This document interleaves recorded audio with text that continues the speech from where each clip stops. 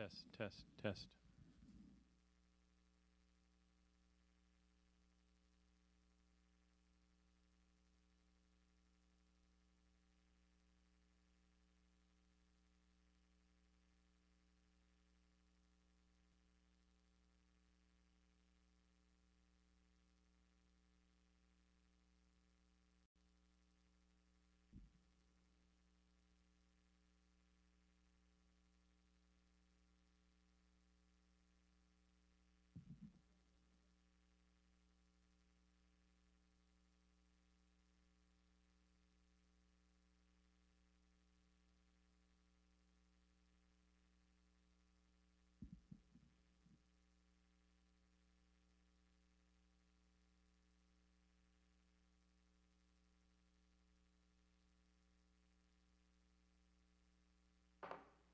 All right, I'll now call the meeting to order. If you can please join me in standing for the Pledge of Allegiance. I pledge allegiance to the flag of the United States of America, republic for which it stands.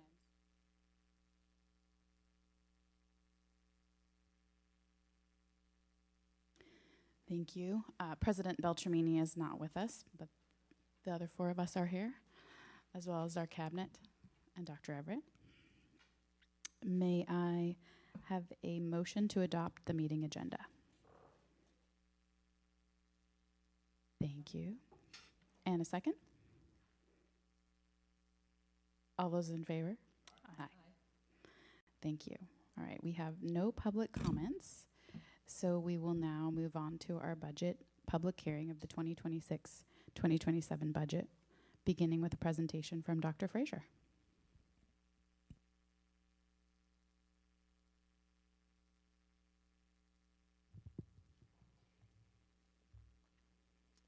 Well, thank you for having me this evening. I'm glad to be here and talk to you about the proposed budget for the 26-27 school year. While this comes up, I'll just remind the board that a budget, once passed, gives the board and the district authority to appropriate the funds. So it doesn't necessarily dictate how we're going to spend anything. It shows a plan of how we would do that. Some of our contracts and agreements dedicate how we would spend those funds, but in the end what we're doing is providing authority to appropriate the funds and giving the board authority to do that.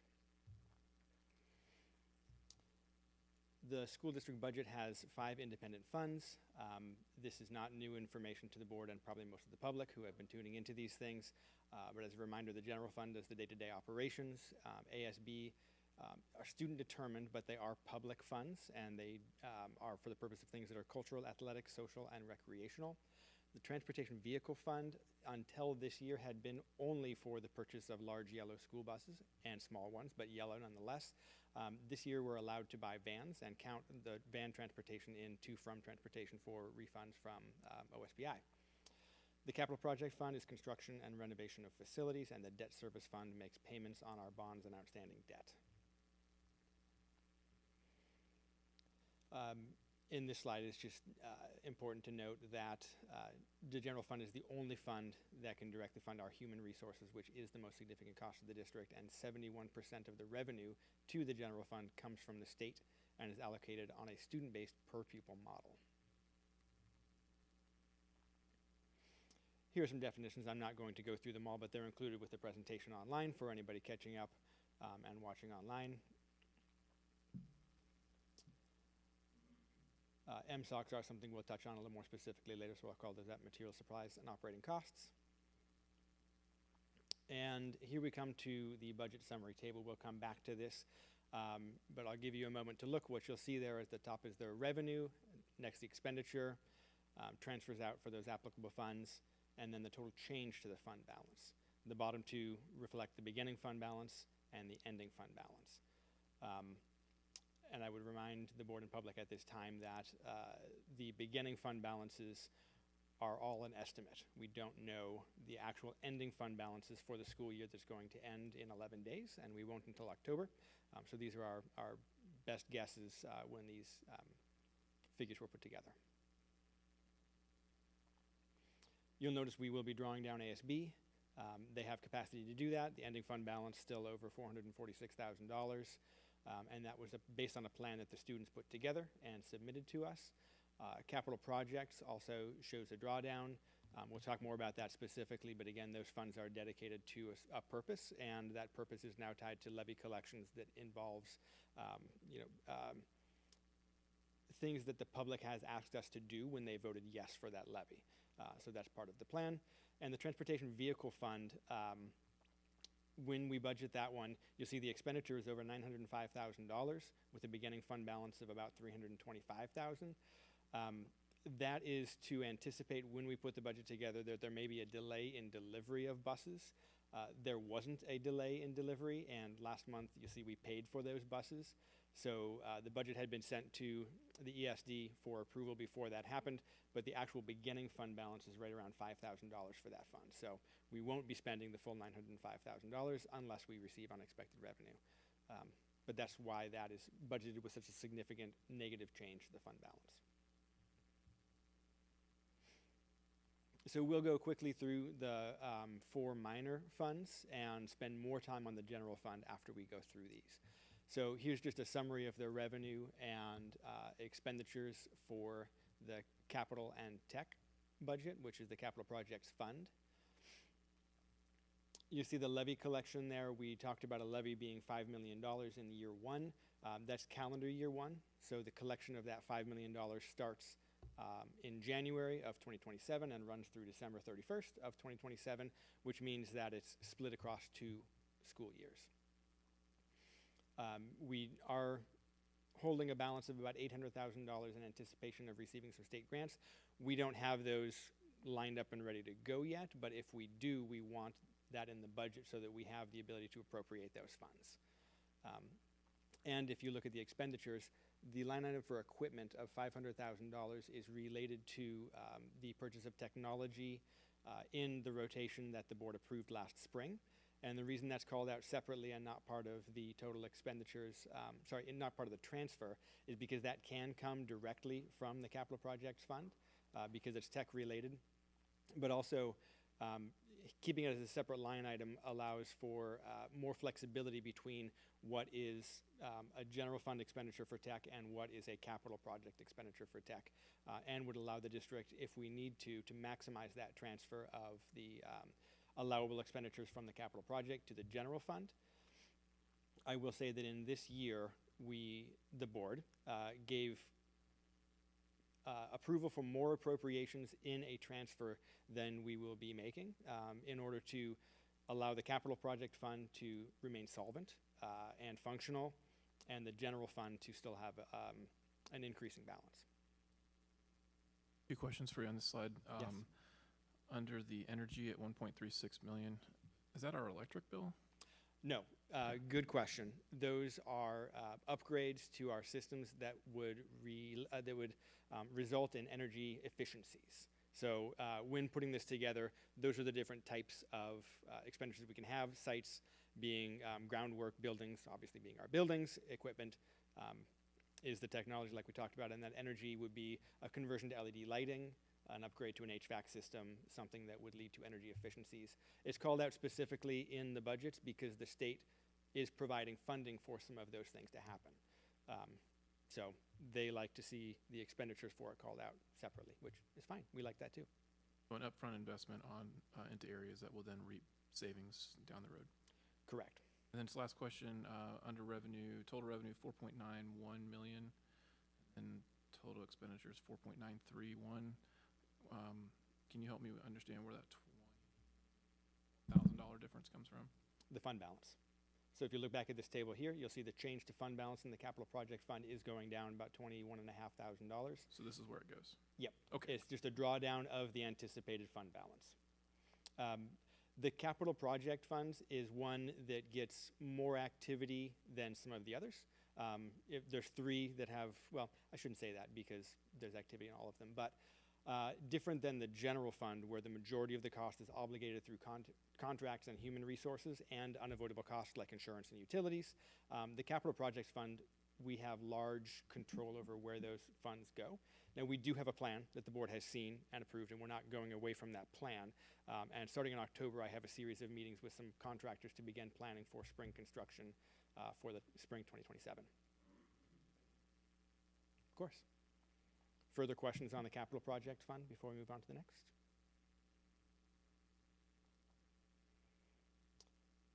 Same information for ASB. The revenue comes from fees, donations, and fundraising. It roughly matches what happened this year in that fund. The plan was given to us from the students, approved by the students, but a reminder again that these are public funds, so none of it can be given as gifts or buying gift cards for people. It still falls under all of the rules of public funds that we follow with the other funds, but the kids have control over how that goes.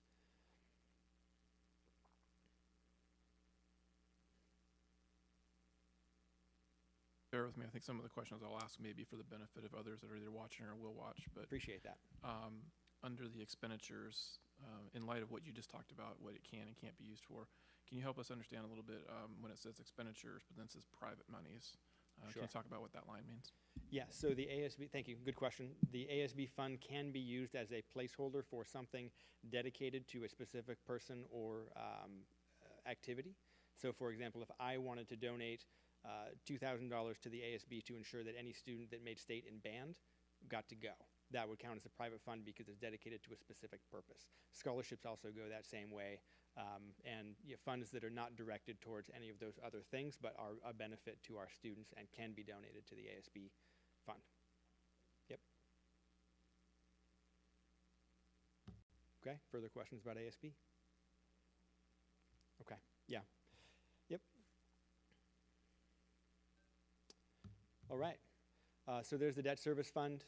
You see the local property tax coming in and a transfer that's from the general fund.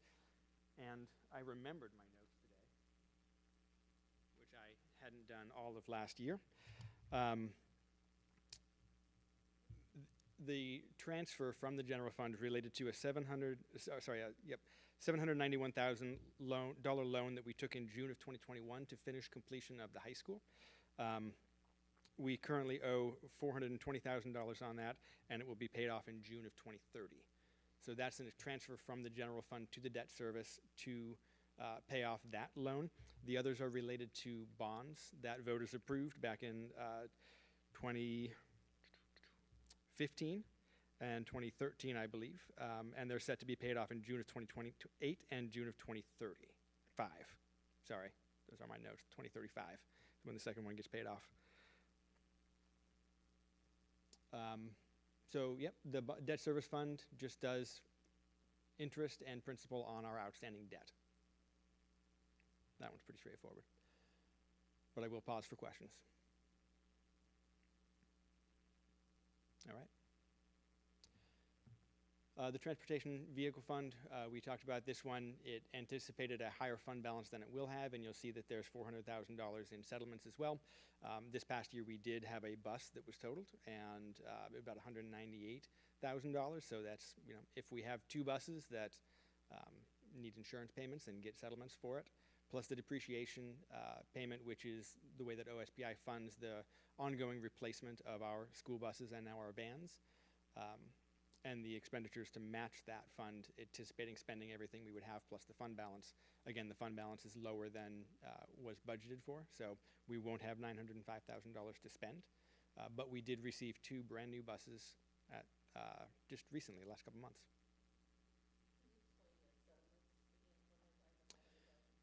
Sure, that's, so we want to present a budget that is roughly balanced and ends with a positive fund balance because that's where we're going to need to be.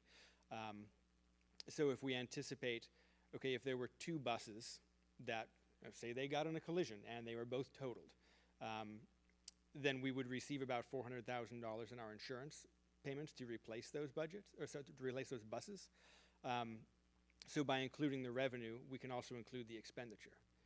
And if we didn't include the expenditure, say we were purchasing two new buses, but we were only anticipating spending, $700,000, but now the cost is $905,000. We have to go through this whole process again in order to give ourselves the ability to appropriate those funds. So by adding that revenue, which may or may not come in, we hope it doesn't. We aim for no accidents on our buses. I'll say that even though Director Sheridan is not here with us. I can speak for her on that one, I'm sure. Again, it just allows for a higher appropriation amount so that if that comes up, we can meet that need. Yeah, good question. So here we come again to that table where some of the questions that came up would be answered in this. You'll see the transportation vehicle fund there has a drawdown of almost $300,000. Again, that was anticipating a high fund balance and a delay in receiving those buses.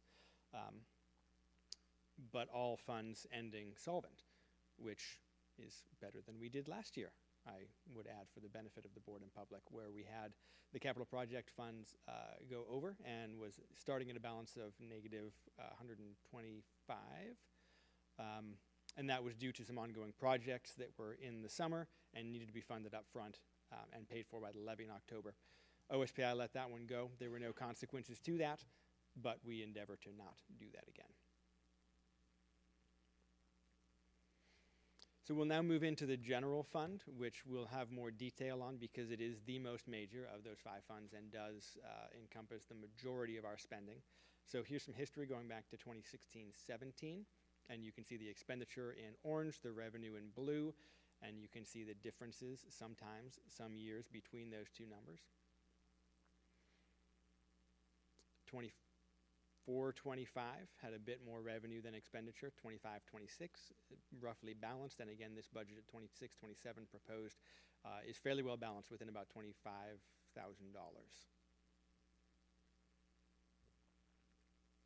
This is another way to look at that same information. This shows the difference between the two. So we will look in a moment at our fund balance by amount and percent.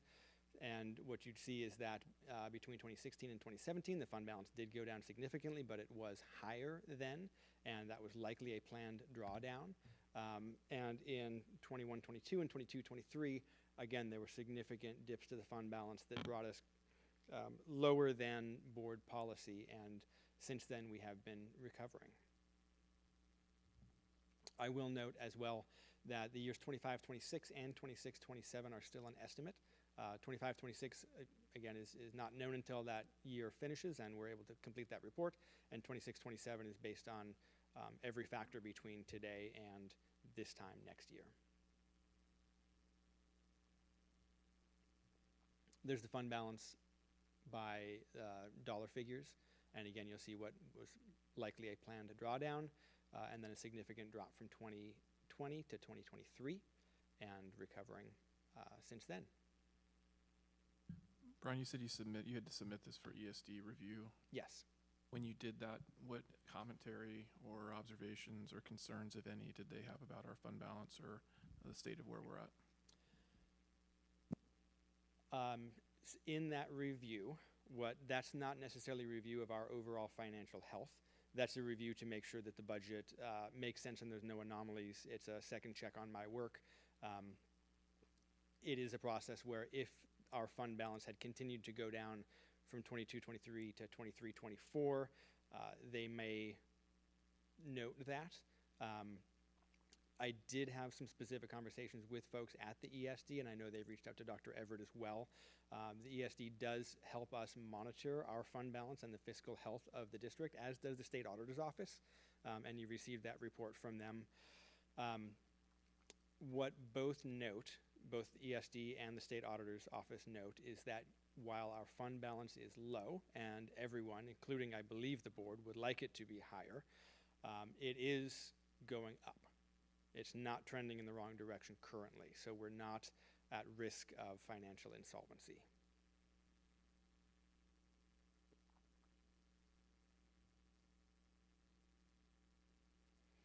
If we look at those same figures by percentage, the graph looks a little bit different, and if you focus in on, again, those last two, 25-26, 26-27, which are an estimate and a budget, you'll see that the percent, even though the dollar figure goes up, the percent goes down, and that's because that's based on a percentage of expenditures. And so as our cash balance goes up, so too do our expenditures, and then that percent changes. So while the cash balance goes up, the percent to expenditures would go down. I also want to admit an error in my previous reporting to the board, where I looked at the previous work from Mr. Sullivan, and the way that I had interpreted the policy was that the percentage of fund balance that the board would like to be 4% was based on current year's fund balance and current year's expenditures. When I reviewed the policy before this presentation, it turns out that it's current year's fund balance versus prior year's expenditures. So as our expenditures continue to climb and our cash balances continue to climb, that percentage would actually be about 2.54, so 0.13% difference if we look at last year's expenditures to this year's fund balance. Now in this graph, it's presented consistently with the way that I've been presenting it to you and the way that Mr. Sullivan was presenting it to you. And that is because we don't actually know, if we're looking at the budget for 26-27, we don't know how much we actually spent in 25-26. The year's not over, and it takes a while to sort out. But when we go to the year-end report and we know that 25-26 ending expenditure balance, at that time, I will correct the reporting of fund balance as a percent to what the policy says, and that number again would go up by approximately 0.13%. So it is a difference, and I apologize for the inconsistency. This is how it's been presented in the past, and we'll make a change in October.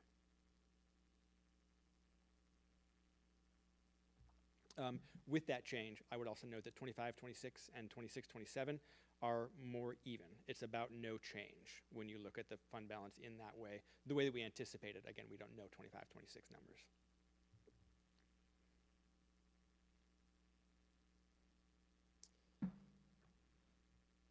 Projection for the fund balance for the year. You'll see that it starts below the 1.2 million that we're anticipating. That's because in September we have pretty significant startup costs, and so that cost will go, the fund balance will go down. The levy collection in October brings it way up. Thinking back to last year, June was the lowest month by far last year, and we were down to right around our last $2,000 in this estimate of what would happen with our funds. We didn't get down nearly that low, but if you are comparing year to year, this year February is lower than June, and that's in part because of the way we've been managing our expenditures. We can't manage them all.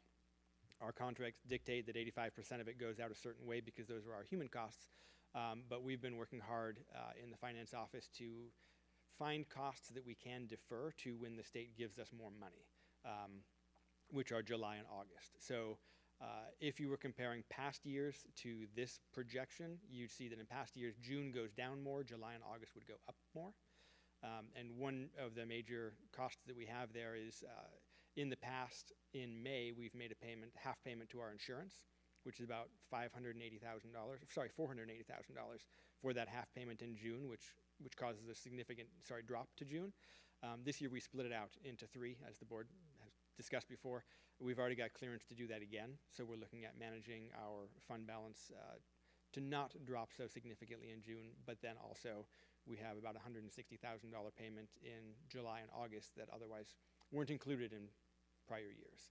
So we're not anticipating needing any loans or other special measures, but if we manage our cash flow, we should be able to get through the year more comfortably than this year, starting in a different place and without needing loans that would incur interest either to an outside entity or to a different fund from the district.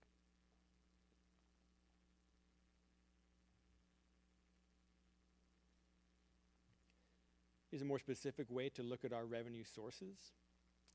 And again, saying that 71% is from the state, that is the gray and the yellow together there. And then the other revenue sources, the other largest, let's see, being local tax, and that's the levy funding.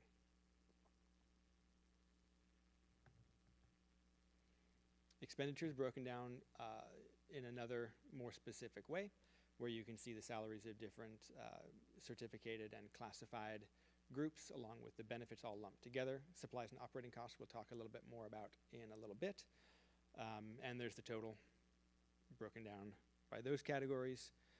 And something the board has discussed before is that 85% is a high number for salary of the total budget. So there's the number for the budget. All right. MSOC disclosure. This is a new law. Sorry, I will jump ahead a little bit. We showed this pretty significantly on the levy trail, but we also showed it to our legislators starting in 23-24. They didn't really like it. So what they did was change the way that they give our MSOCs. It used to be broken down into different categories so you could see there's a line item for utilities and insurance, and you know how much that is. So we showed them this, and they changed that, and now MSOCs are given in one lump sum. So you can't necessarily see the amount that they're underfunding for utilities insurance, which is why there's an asterisk there. You can anticipate it. And at the same time, they gave an extra $50 per student, which amounts to about $122,000 for a district our size. So if we go back to the disclosure, when they gave us that extra money, they said, okay, and we want to make sure that you're spending it on MSOCs. Great. We are, and in fact, we're spending over $2.1 million more on MSOCs than you're giving us. So we don't have any trouble disclosing to OSPI that yes, we are spending our MSOCs money for MSOCs. And we appreciate the extra $50 per kid, but $125,000 is not $2.1 million. You said the insurance falls into that MSOC category? It does. So when we talk about how much we're spending on, how much of that MSOC is we're spending on MSOCs, how much of it are we spending on stuff that students or faculty, staff can actually touch, feel, and use? Paper, materials, electricity, and how much of it is, better way to, more succinct, how much of our MSOC budget is being consumed by insurance and how much of it is being consumed by things that are tangible, usable, touchable? Excellent question. And you can anticipate a full breakdown of our MSOC expenditures in the year-end report when we know here's what we did for 25-26. If you're looking at this chart here, Object 5 is supplies. So the total in supplies there is $2.25 million. Contracted services, which does include our utilities and insurance, and also contracts that we have with WIAA for our referees, and all of our contracts and services fall under Object 7. And then Object 8 is travel, so you can see there. So the tangible things are under Object 5, the $2.247 million. And then, yes, the Object 7 you'll see is more than that, and that includes our utilities, insurance, and contracts for special education, other programming, curriculum, yeah, those things. You can make an argument that paying for referees or paying for electricity directly benefits a student, so I might kind of philosophically lump that together with Object 5. I'm just kind of curious specifically about the insurance, and I don't want to put you on the spot tonight, but it might be interesting to know in the future when you provide another report, how, especially as we see insurance rates continue, how much of our MSOC budget is being consumed by that. Yes. I think that would be illustrative for us to see that. Yeah, so our insurance this year was about $940,000, and next year will go up to close to $1.3 million. And this graph, again, is combined of utilities and insurance. But in the cost projection there that you see, we're receiving, I would guess, based on past, just over $1 million for utilities and insurance both, and that cost is about $2.5 million now, and 1.3 of that is our insurance.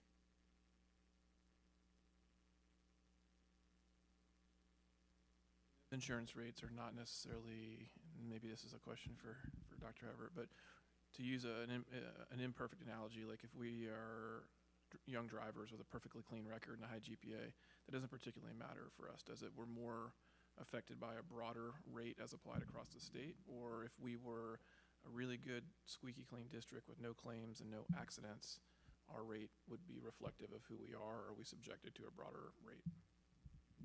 I think it's both. When we look at underwriting and the way that it works with a pool, so when we talk insurance, we're actually collective with 120 other districts, and there are districts that are able to self-insure some aspects. There are 5 large districts who have the capacity to be able to run their own investigations or be able to perform other functions that we receive, because we're not that big, as a benefit from the risk pool. But you are looking at the fact that we all belong and operate in the state of Washington, and we have some laws that have been changed in the last 5 years that require school districts to be part of what's called WELAD, which is when there's a sexual abuse and molestation charge. They also will attach discrimination to that, and so creates a circumstance where plaintiff's attorneys can ask higher limits, and there is no other entity in the country that has that. And so you'll see a lot of talk this session and last session about tort reform. Strong plaintiffs bar that To kind of just put a bow on that, our insurance rates are not driven by our assessed risk. there is some aspect of that. So when you hear the risk pool say that the average is 45, half of the pool will be below 45% and half will be higher. Some of that is due to the number of claims that they have, either because of fire loss or because of HR. Highest claims are older sexual abuse and molestation. They've actually increased, and the last 5 years have slowed down. So districts are actually doing a better job, but a law that said you can go back has created a feeding frenzy, if you will. Great, thank you.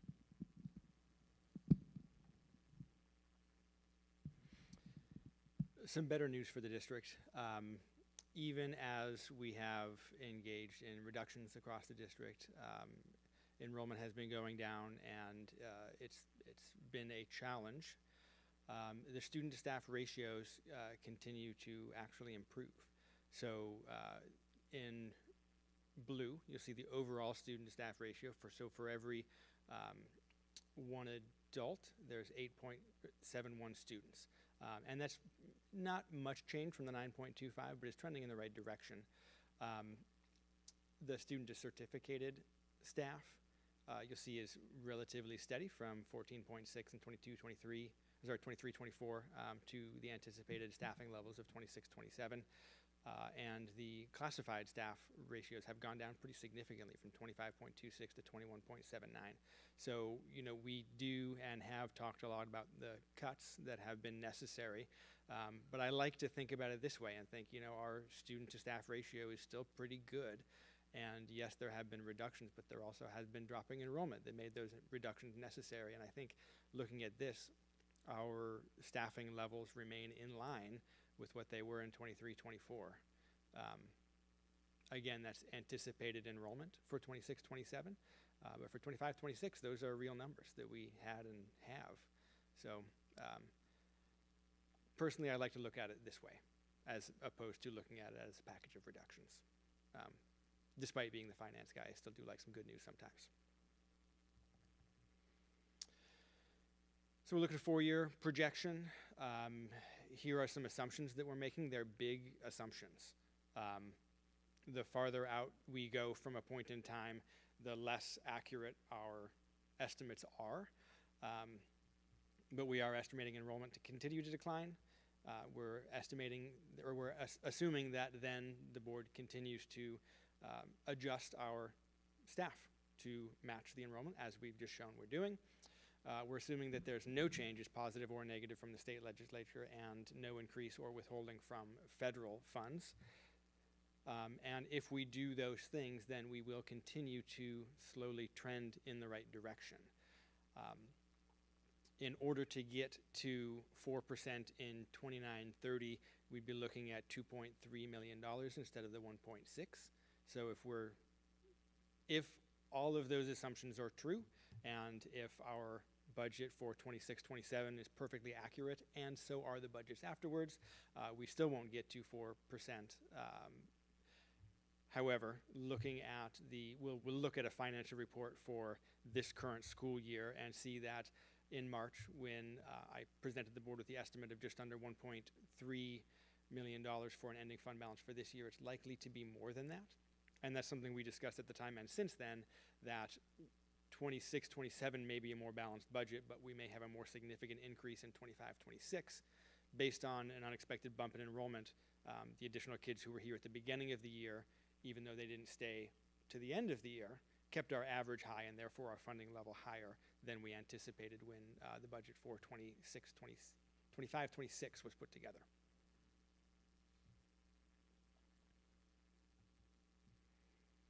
I appreciate having the questions along the way so that we don't have to go back for things, but I will also allow for any board discussion or questions at this point.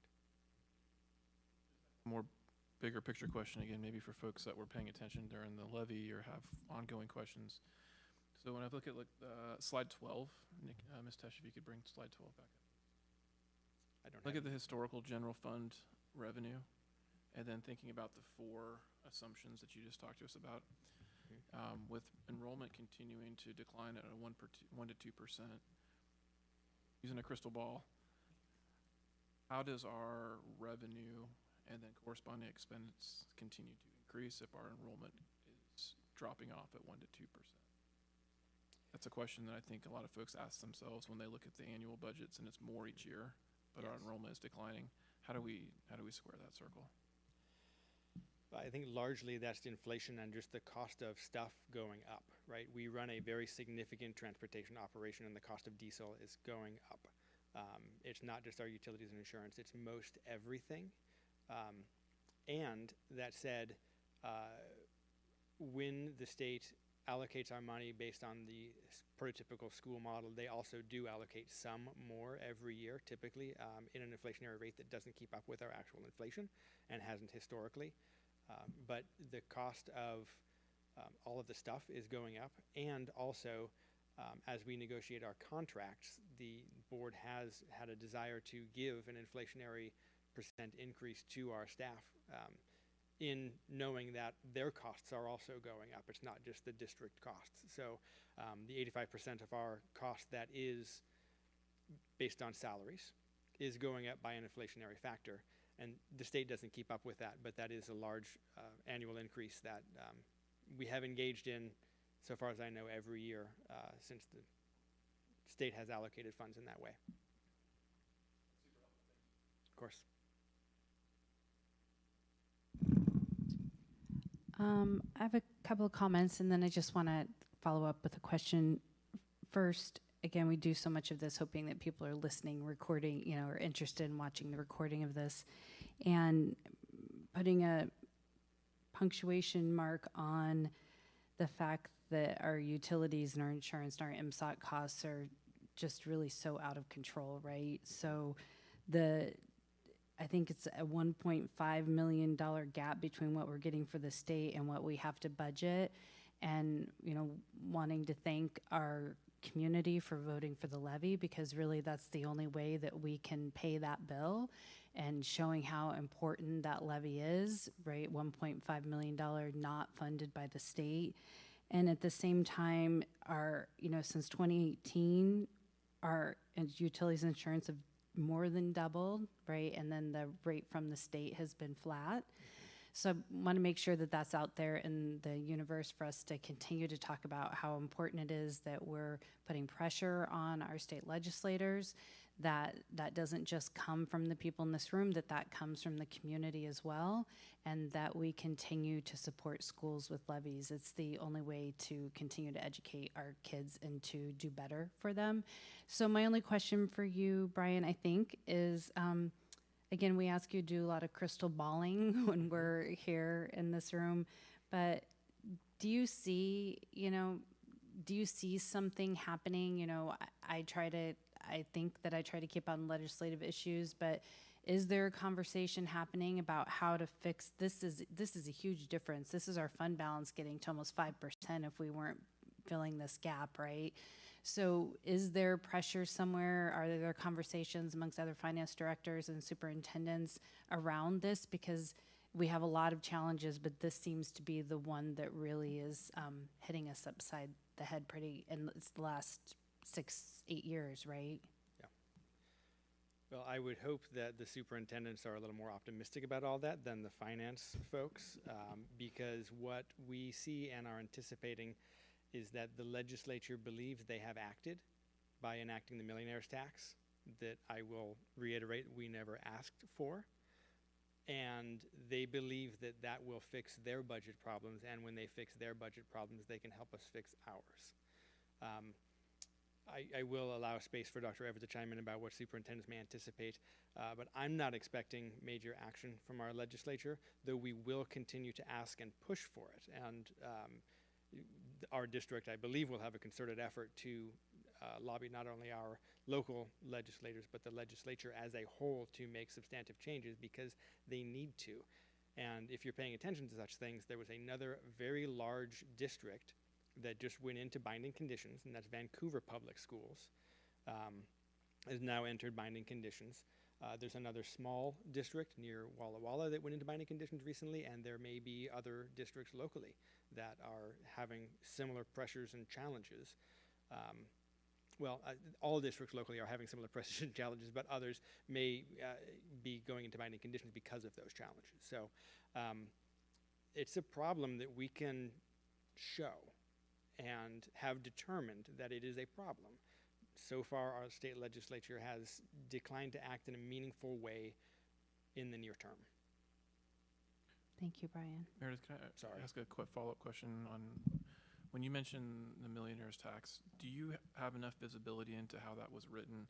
Will it behave similarly to how the marijuana revenue and the lottery revenue were written, such that we were told that that money was going to go to education, and it did for 4 years. Then after a 4-year window, it then just goes into the general fund, and the education piece sort of goes by the wayside. Do you happen to know whether the millionaire tax is structured similarly? At this time, I do not, but I can try to find out. It does not have bumpers protecting it. So everything that's being shared about the millionaire's tax and the promise it's going to provide for it, those people may not be there when it gets collected.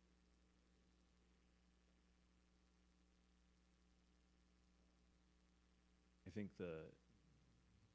hard to speak for all superintendents, but who are a bit cynical about the energy. Quite a while to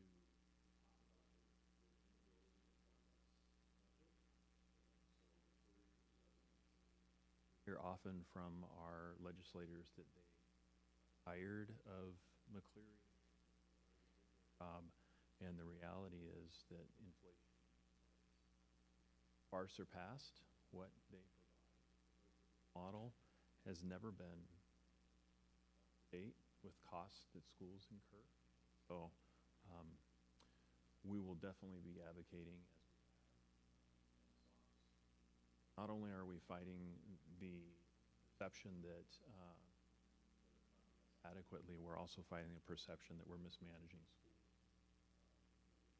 Request to have us identify costs.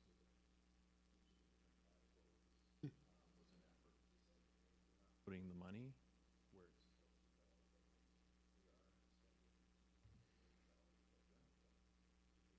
cost that they're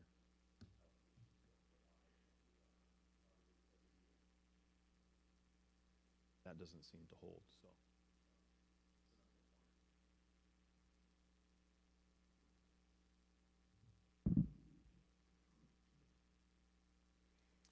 thank you for the questions, for the discussion. To round out the discussion, I would just recognize that we are still on an uphill trajectory. That is good news. It was not easy to get to that place, and I know the board has faced significant challenges. I am hopeful that for the Anacortes School District, the worst, again, I'm hopeful, is behind us. Our voters did pass 2 levies, which will make a big difference not only in our course offerings and what we're able to achieve with our students, but in their students' experience. And I really want to highlight that we are on an upward trajectory, and in large part that is because our voters said yes. So thank you for your attention tonight, and thank you to the voters who may be listening for allowing that for our district and our students. Dana, if I may. Just before you go and before we move on to vote in a little bit, I think I'm comfortable speaking on behalf of the board. I just want to say thank you. Thank you for all the work that you put in all school year, but also especially during the summer. Again, I'm very confident speaking for all four of us. You have our full trust and confidence, and we're very grateful for the transparency and the candor that you use when you're describing these very complicated things that isn't our industry, but you explain it to us in a way that we can understand. And I am personally very grateful for that and commend you and your team for the work that you did putting this budget together. Well, thank you very much. I am happy to be here and do this work for you. I also want to share, in coming in and wondering about how certain things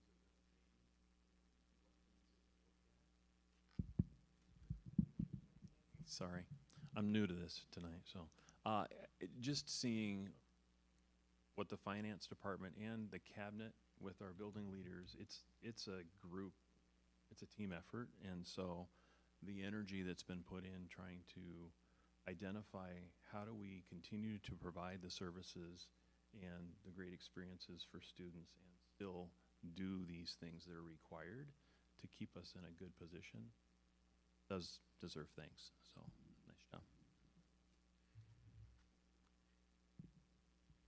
Thank you. Do we have anything for the presentation of 6B? Okay, all right.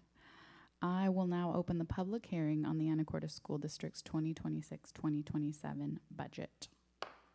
This public hearing provides an opportunity for members of the public to comment on the proposed 2026-2027 budget. If you would like to provide public comment, please come to the podium when called. Please state your name for the record and keep your comments to 3 minutes. We didn't have anyone sign up, so thank you for those of you who are here. There are no members of the public wishing to provide comment at this time. Seeing no further comment, I will now close the public hearing on the Anacortes School District's 2026-2027 budget. I will now ask for a motion. Oh, nope, I'm gonna wait. We're gonna do that in like 2 seconds. Sorry. First, we have superintendent comments if we haven't said enough, but speak right into it. It only goes direct. I will do that. That's why I carry it. I'm also going to reference my notes and probably ad-lib a little bit.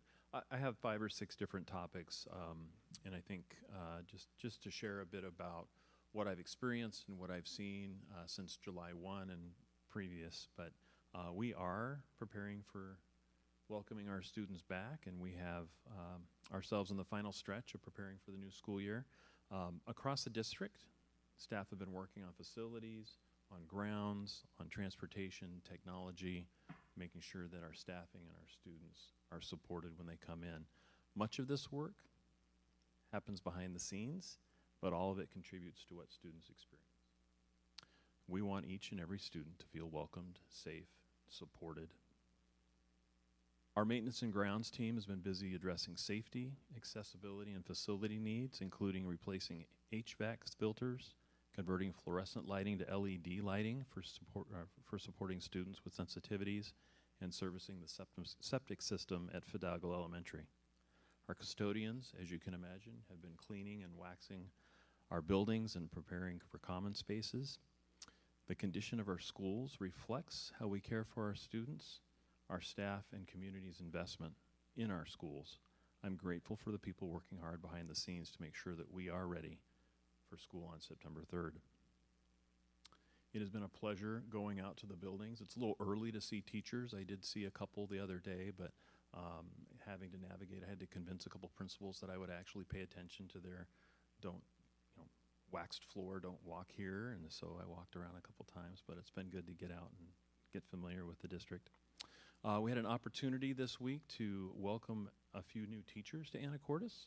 They bring new experiences, ideas, and strengths to the districts, and we want them to know from the beginning that they are an important part of the team. Spending time with them when we welcomed them, all of the cabinet and building leaders provided some wisdom with some additional incentives or representation to help remind them of the great team that they're joining and the opportunities and the privilege that we have as educators with our children.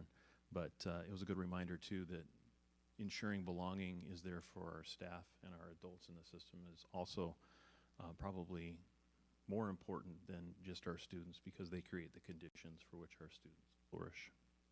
We also had the opportunity to spend significant time with our leadership team through retreats, meetings, and professional learning. We're building relationships and trust while also developing a clearer understanding of how we work together. And I continue to hear a desire for greater connection through all of our groups and alignment across schools and departments while honoring the strengths of each of our schools. I think that's pretty exciting. I also want to commend the Anacortes Schools Foundation for their fantastic Ready to Learn fair. I had the opportunity to welcome people there and spent some time meeting with each of our community partners and meeting some families there as well. It was a great success. Students and families had access to school supplies, backpacks, books, clothing, haircuts, and other resources. The event demonstrates something that I'm learning about Anacortes, and that is that the community, they care deeply about our students and our young adults. When our schools, families, and community work together, our kids benefit. I do want to remind people that we have an annual student information update. So as families prepare for school, I want to remind them that they complete the annual student information update in Skyward Family Access. Keeping contact, emergency, and health information current helps us to communicate effectively and keep students safe. I also think it's a good idea for those who are watching to know that the back to school guide that's on the website has been updated, and it is under the students and families header for all buildings and the main website. Two more pieces. We found out today that Anacortes High School is being recognized as a 26-27 U.S. News Best High School. It ranks in the top 40% nationally among nearly 18,000 public high schools. While it is good recognition to reflect the collective work that students, educators, families, and staff have contributed to, and it is something we want to be proud of as a district, we also want to be somewhat critical of their scoring metrics. Dr. Dewey and I had a great conversation around the fact that a lot of their metrics are geared at maybe a higher economically position. They're more college going, and there are a lot of entities out there that are focusing on students' well-being and benefit that don't get maybe the recognition they probably should. And to that point, Dr. Dewey is super proud of the WSIF performance achievement of our students. The fact that we have a higher percentage of students that are passing AP exams who are experiencing poverty, which makes her most proud. So I wanted to share that aspect as well. Looking ahead, as I continue my entry work, I am listening and learning about what people value in their schools, where they see opportunities, and where we can become stronger. I've met with several civic and community leaders, and I'll be sharing details of my entry plan here shortly. I want us to get school started here in a couple weeks. There's already very good work happening throughout the district. Our opportunity is not simply to add more, but become increasingly intentional about how we serve our students, create our programs and systems, and have our resources work in service.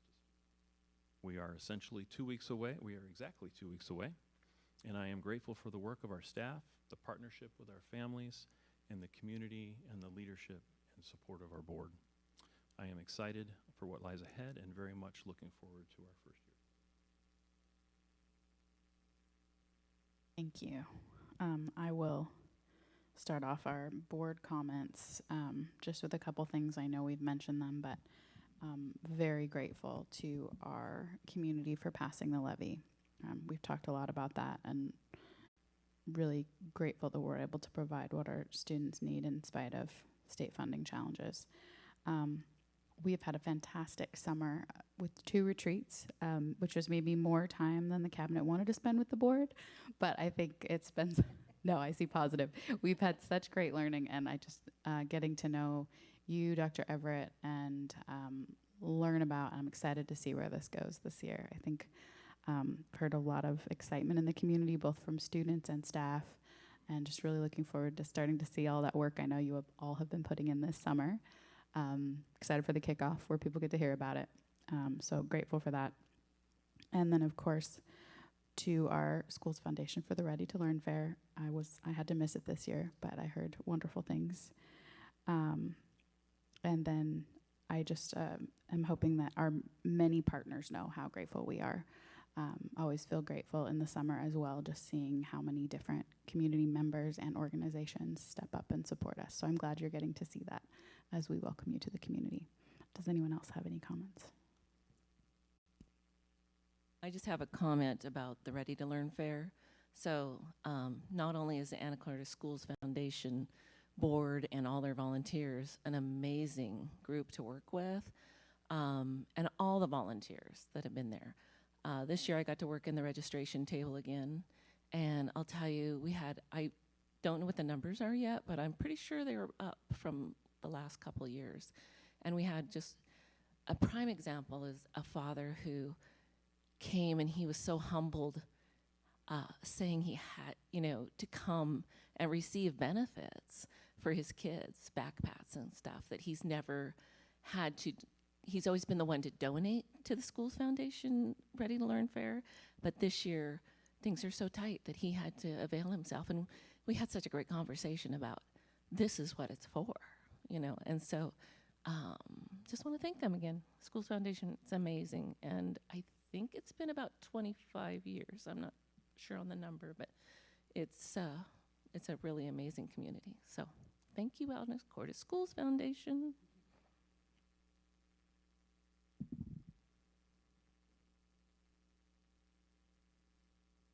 All right. Dr. Fraser, do you have a finance update for us? I do. Thank you for asking. In fact, we haven't seen this report for a while. This is just a reminder that finance reports were always presented for the previous month. In June, the board met before we had the reports ready from the county. In July, the board didn't meet, so now we can look at our finances from May to July and get the board and the public caught up. We have been monitoring them, but we haven't had the opportunity to report on them. This is a snapshot in July, so you'll see the current fund balances there. And the annual change. As I mentioned in my previous report, in March, I estimated approximately a $1.2 million fund balance at the end of this year. That fund balance currently sits at 1.6. You would assume that since the fiscal year ends in 11 days, we would have a very good idea of what that actual ending fund balance would be. And I wish it were so, but in fact, Director Kohler and I are working with folks at OSPI, hopefully on Monday, to determine our final safety net allocation. And there's a difference of $100,000 that may or may not be included in our apportionment payment that will come in 11 days. All that to say, there are still some significant outlying factors, but we will be above the estimate that was provided in March. The Capital Projects Fund has a high balance now. We have some technology expenses that will come out of it, about $423,000 based on the approved replacement cycle that the board approved last spring. And the others won't change all that much. There's the Transportation Vehicle Fund balance that I mentioned, closer to $5,000 because those buses did come in and we bought them both. Continuing to track our revenue, August will get that bar close to the top, which is exactly where we want it. Same with our expenditures, tracking close to what we anticipated. Here's a snapshot of what that looks like for May, June, and July. We anticipated those drops through May and June. You'll see those in a couple different ways in a moment. And July, the increase going back up is based largely on our apportionment from the state and the changes that they have made to that schedule.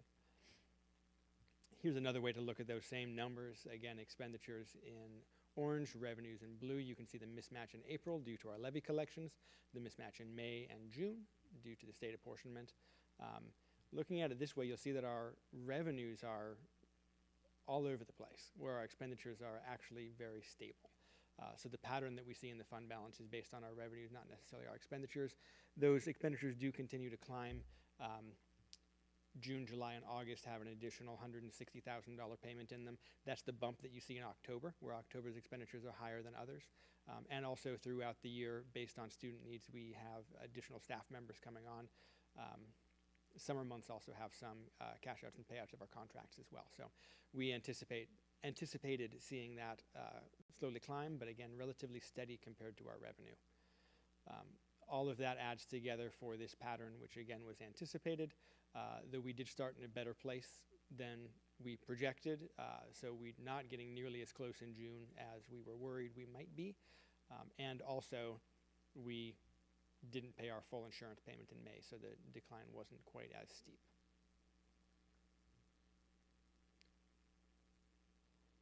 This goes back to that estimate and looking at what we were talking about for the enrollment increase, an increase in materials, supplies, and operating costs.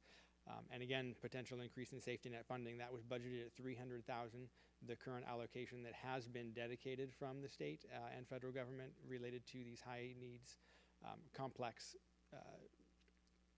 special education students that we deliver services to. Budgeted at $300,000, it is currently at $523,000, and we had asked for about $623,000. So we're going to go back to OSPI and make our case for that last $100,000.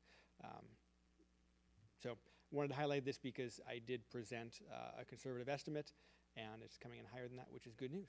But it also is something to note. And I will open the floor for questions and discussions.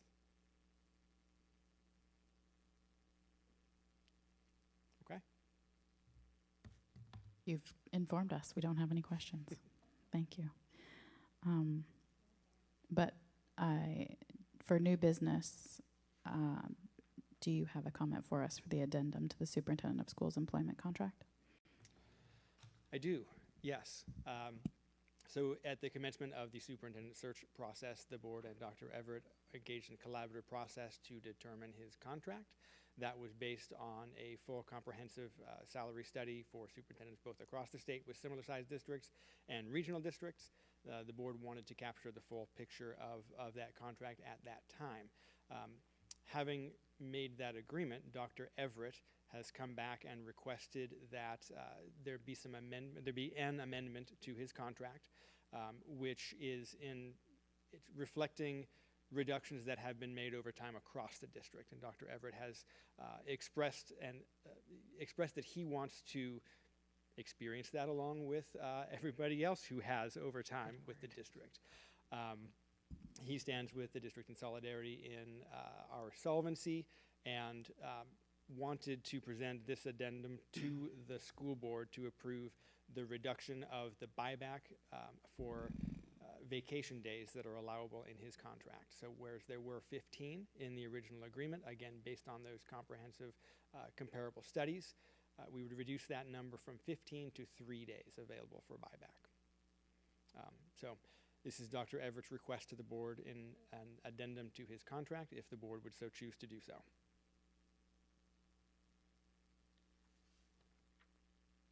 Well, welcome to the team. Are there any comments, or would someone like to move to approve this addendum? I move to approve the addendum to the superintendent of schools employment contract for the 2026-27 school year. Thank you. A second? I will second that. Thank you. All those in favor? Aye. Thank you. All right. You don't have any further comments on this one, right? All right. We will now be voting on the resolution 1033, adoption of the 2026-2027 budget. I will entertain a motion to approve that. Move to approve the 26-27 budget via resolution 1033. Thank you. And a second? Second. We will now take a vote. Ms. Tesh, will you now call the vote?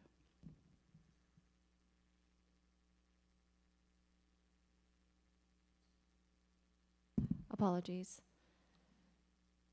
Vice President Diana Farnsworth, Yes. Director Jack Curtis, Yes. Director Meredith McMaw, Yes. Director Heather Brennan. Yes. Thank you. All right. Thank you. And then do we have some policy updates for first read, Ms. Tash?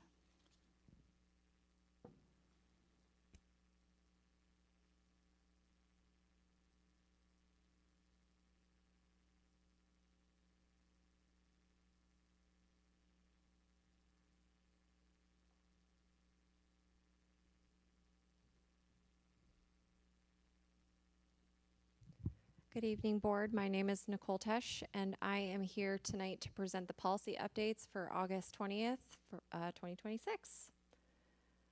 I went easy on you guys tonight. We only have 2 policies and their corresponding procedures because it was a very busy summer bringing on a new superintendent and all of the other things. So went out easy on you on this meeting. The first policy we have to review is policy 2100 and the corresponding procedure 2100P, educational opportunities for students with a parent in the military. This is our first read for tonight. And we're also going to be reviewing policy 6100 and the corresponding procedure 6100P, revenues from local, state, and federal sources. This is also a first read. So you'll notice that WASDA came out with a policy update manual as of the end of July. So you will see a lot of policies that we've already revisited and edited in the past year that are actually going to come back to you because of changes in the law. So this is kind of just a reminder. 6100 we actually approved in April. So there's a couple more edits that WASDA recommended on top of that. So I'll keep you guys informed as those keep coming back up, but we'll go from there. As a reminder, the new WASDA classifications are critical, which was formerly essential, important, formerly encouraged, and discretionary was unchanged. Policy 2100 and the corresponding procedure 2100P. The purpose of this is to show our dedication to our military students and the supports that we provide for them. We are a Purple Star district, which means we were awarded the support for military students, and this also helps go towards that commitment to our military families and students. The revisions include strong supports for military families who face frequent moves or their parents deploy. It allows for smooth enrollment, especially from DoD school transfers, as well as course placement and graduation requirements. Some of the DoD don't compute with US, and so we're making sure that the policy aligns with that so that it can be clean and clear for graduation. Provides access to special education and other services without unnecessarily delays. And complies with the Interstate Compact on Educational Opportunity for Military Children and Washington state law.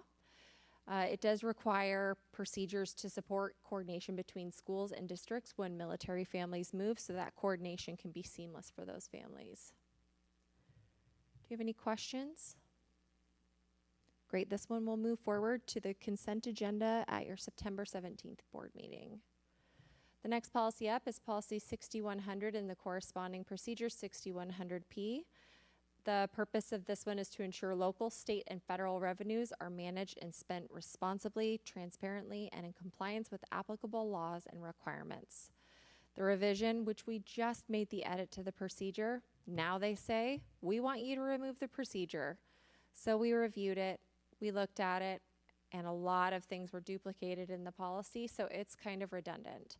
So we are recommending tonight that you remove the procedure and integrate some of those comments back into the policy.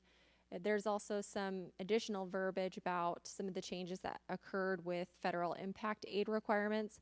We're not quite there with impact aid percentage-wise for our students, but if we get there, the policy will be in place if we do. The other change was there was a couple of terminology changes, but the major one to note was the terminology change from Indian to Native American. for clarity and consistency throughout our policy book. Any questions? Awesome. This one will move forward to the September 17th agenda. Thank you. Thank you. All right. I will now move us to the consent agenda, but I wanted to call out and give anyone else an opportunity to comment. The interlocal agreement, I will just say we have a lot of really wonderful partners represented in this, but I wanted to note the interlocal agreement we have and thank the Fidalgo Pool and Fitness Center for their continued partnership in helping us to keep our fees the same even as costs are going up and ensure that our students continue to have access to the pool and also continued program that is incredibly rare, I hear, for all our third graders being able to swim, which I feel on an island is quite important and it can be an expense. So I'm very grateful that we are still able to offer that. Would anybody else like to make a comment? I'd like to thank John and Karen Peterson, who have made a gracious and sizable donation to facilitate the resurfacing of 2 tennis courts at Fidalgo Elementary School. That's a incredibly generous donation and one that we and the whole school district are incredibly thankful for.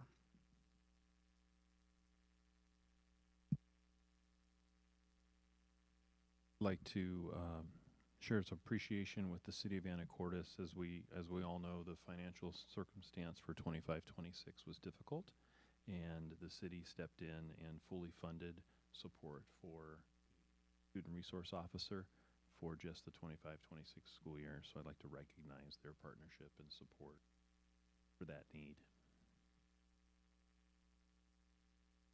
All right. If there aren't any further comments, I will entertain a motion for the consent agenda approval items A through S. So moved. Thank you. A second? Second that. Thank you. All those in favor? Aye. Aye. All right.